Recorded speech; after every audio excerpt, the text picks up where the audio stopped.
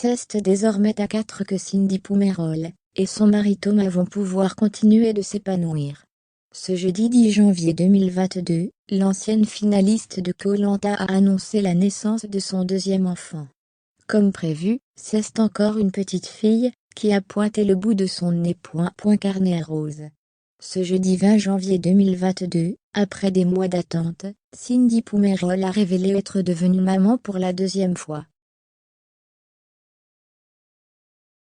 Sa petite fille tant attendue est née comme l'ont appris avec joie sa communauté forte de plus de 400 000 abonnés.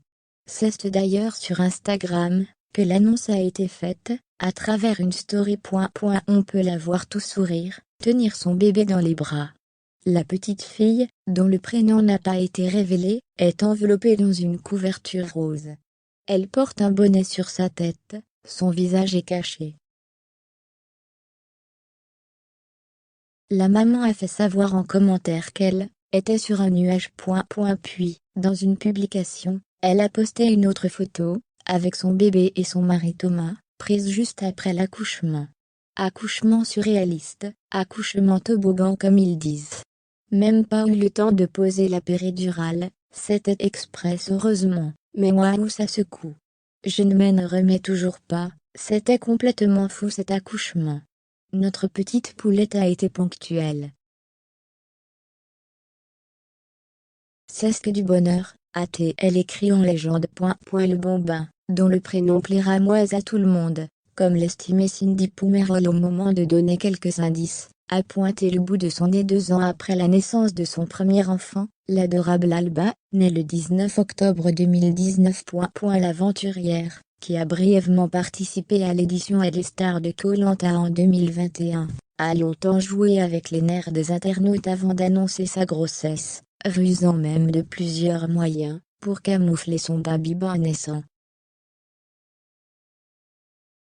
Et puis, au cours de l'été, elle avait décidé d'enfin partager la bonne nouvelle.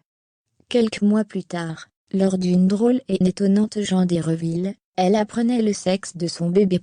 Cindy Poumerol rêve maintenant d'accueillir dans sa vie un petit garçon pour compléter sa belle famille. Elle devra toutefois faire preuve de persuasion auprès de son mari. Thomas n'est pas chaud du tout pour un troisième. Le con me parle même de vasectomie, déplorait-elle avec humour sur ses réseaux pendant sa grossesse. La jolie blonde est de son côté déjà prête. Je me dis que si la seconde est aussi merveilleuse et facile qu'Alba, perso je signe direct pour un troisième. Et j'ai déjà le prénom pour un garçon. Toutes nos félicitations aux parents.